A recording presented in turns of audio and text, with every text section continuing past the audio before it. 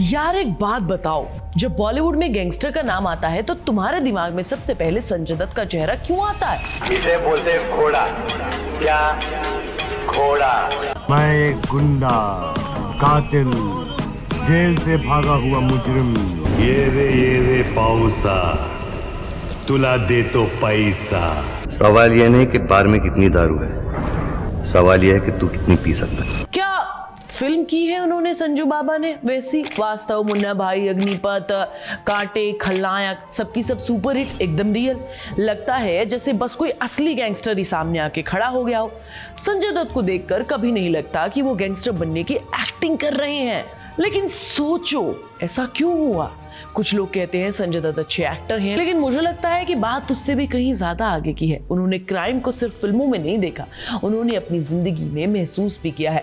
और शायद यही वजह है कि बॉलीवुड में अपराध की दुनिया को सबसे बेहतर कोई एक्टर निभा पाता है तो वो सिर्फ संजय दत्त है और कोई नहीं। लेकिन ये बात मैं हवा में नहीं कर रही, चलो प्रूफ करती हूँ। The best actor for the year is Sanjay Dutt. The Z Premier Choice Male is Sanjay Dutt. बोले तो संजय दत्त ऑफ कोर्स।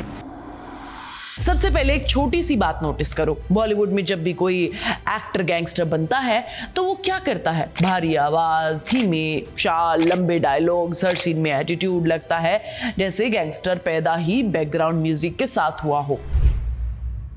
लेकिन असली क्राइम ऐसे नहीं होते। पुलिस ऑफिसर्स की किताबें पढ़ो, क्राइम रिपोर्टर्स के इंटरव्यू सुनो। ज्यादातर अपराधी लाउड नहीं होते, वो नॉर्मल दिखते हैं, चुप रहते हैं, हर वक्त अलर्ट रहते हैं। और सबसे बड़ी बात ये कि उन्हें हर पल डर होता है। यही फर्क संजय दत्त लेकर आते हैं। उन्होंने कभी गैंगस्टर को सुपर हीरो की तरीके से निभाया ही नहीं, उन्होंने हमेशा उसे इंसान के तरीके से खेला है। अब वास्तव को ही देख लो, उसमें संजय दत्त ने रघुनाथ का रोल प्ले किया है, एक सीधा सीधा आदमी जो हालात की वजह से धीरे धीरे गैंगस्टर बन जाता है। लोग कहते हैं ये उनके करियर की बेस्ट परफॉर्मेंस है, लेकिन सवाल है क्यों? क्या इसलिए कि उन्होंने गन अच्छी पकड़ी? क्या इसलिए कि उन्होंने गालियां अच्छी दी? नहीं। याद करो फिल्म का आखिरी हिस्सा, रघु भाग रहा है, उसकी आंखों में जीत नहीं डर है, थकान है। उसे पता है कि अब बचना मुश्किल है। वो आदमी क्रिमिनल कम और टूटा हुआ लगता है। इंसान ऐसे ही डिटेल्स पकड़ता है और यही वजह है कि वास्तव आज भी रियल लगती है। उन्हें उसके लिए फिल्म फेयर का बेस्ट एक्टर क्रिटिक्स अवार्ड भी मिला। यार ध्यान दो, ये वो दौर था जब असली दुनिया में उनका टाडा केस अभी भी अदालत में चल रहा था, अभी फैसला नहीं आया था और स्क्रीन पर वो एक ऐसे इंसान का कैरेक्टर प्ले कर रहे थे जो अपराध की दुनिया में फंस जाता है बिना गुनहगार हुए भी। लेकिन सवाल है कि वो इतना रियल कैसे लगा? यही कहानी बदलती है। 1993 मुंबई ब्लास्ट के बाद संजय दत्त गिरफ्तार होते हैं। उनके घर में लीगल वेपन्स बरामद होते हैं। उन्होंने हमेशा कहा कि हथियार परिवार की सुरक्षा के लिए रखे थे। आतंकवाद की साजिश के मामले में अदालत ने उन्हें बाद में बरी कर दिया, लेकिन आर्म्स एक्ट के मामले में उन्हें सजा हुई। संजय दत्त को केस में 18 महीने जेल में बिताने पड़े और फिर 1995 में बेल मिली। उन्होंने जेल देखी, पुलिस देखी, कोर्ट देखा, सालों तक केस झेला।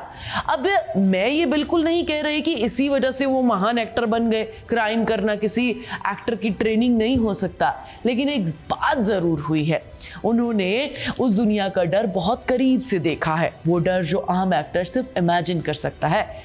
यार एक्टिंग में एक चीज होती है जिसे कहते हैं इमोशनल मेमोरी। एक्टर उस इमोशन को याद करता है जिसे उसने कभी महसूस किया हो। किसी ने हार्ट ब्रेक देखा हो तो वो हार्ट ब्रेक के अच्छे रोल प्ले करता है, किसी ने लॉस देखा हो तो वो दुख बहुत अच्छे से निभा पाता है, एक्टिंग सच्ची लगती है। संजय दत्त के पास फियर का इमोशन मेमोरी थी, इसीलिए उनके गैंगस्टर कभी ओवर एक्टिंग नहीं लगे। अब अग्निपथ को देख लो, काचा चीना वाला कैरेक्टर पर्सनली मेरा फेवरेट है। अगर कोई दूसरा एक्टर होता तो शायद सीन में चिल्लाता, लेकिन संजय दत्त क्या करते हैं? कम बोलते हैं, धीरे चलते हैं, बस देखते रहते हैं। उनकी आंखें काम करती हैं, उनकी चुप्पी काम करती है और सबसे बड़ी बात, उन्हें देखकर लगता है कि वॉयलेंस उनके लिए रूटीन है। यही सबसे डरावनी चीज है, क्योंकि असली डेंजरस लोग अक्सर सबसे कम बोलते हैं। फिर मुन्ना भाई को देखो। लेकिन दोस्तों यार याद रखो, ये दोनों मुन्ना भाई फिल्म तब आई 2003 और 2006 में, जब असली संजय दत्त का टाडा केस अभी भी अनसुलझा था। तो सोचो, जब दुनिया एक तरफ उनके अदालत में हथियार वाले केस का इंतजार कर रही हो, दूसरी तरफ थिएटर में वही इंसान गुनाह करने वाला लेकिन अच्छे दिल का गैंगस्टर बनकर हर किसी का दिल जीत रहा था। यही असली पॉइंट है। संजय दत्त की सबसे बड़ी गलती वो हथियार, वो गिरफ्तारी, वो केस, यही उनकी सबसे बड़ी स्ट्रेंथ बन गई। यही सबसे इंटरेस्टिंग एग्जाम्पल भी है।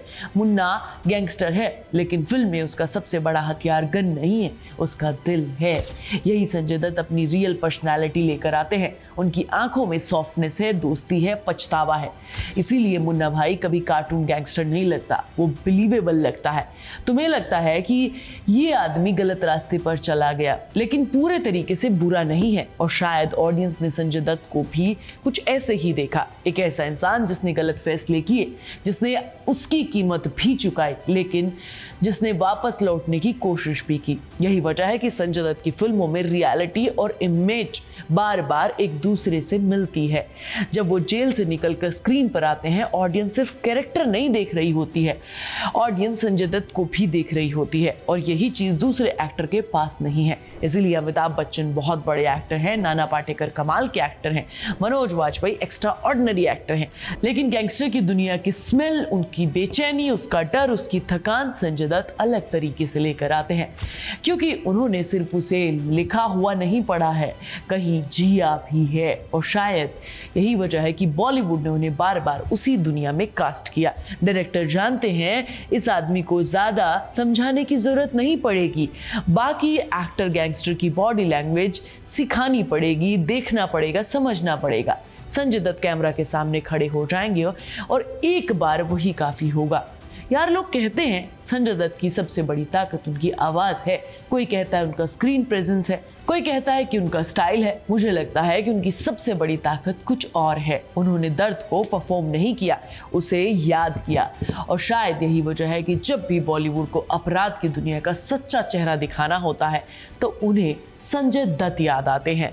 तो अब सवाल आपके लिए, क्या दुनिया ने संजय दत्त को इतना प्यार दिया कि वो सच में एक बेहतरीन एक्टर हैं, या इसलिए क्योंकि उनकी असली जिंदगी की कहानी इतनी ड्रामेटिक थी कि हर गैंगस्टर वाला रोल थोड़ा सच जैसा महसूस होता था? और अगर उनकी कहानी इतनी ही बड़ी ताकतवर थी तो जब खुद उनकी जिंदगी पर फिल्म बनी तो उन्होंने खुद वो रोल क्यों नहीं निभाया?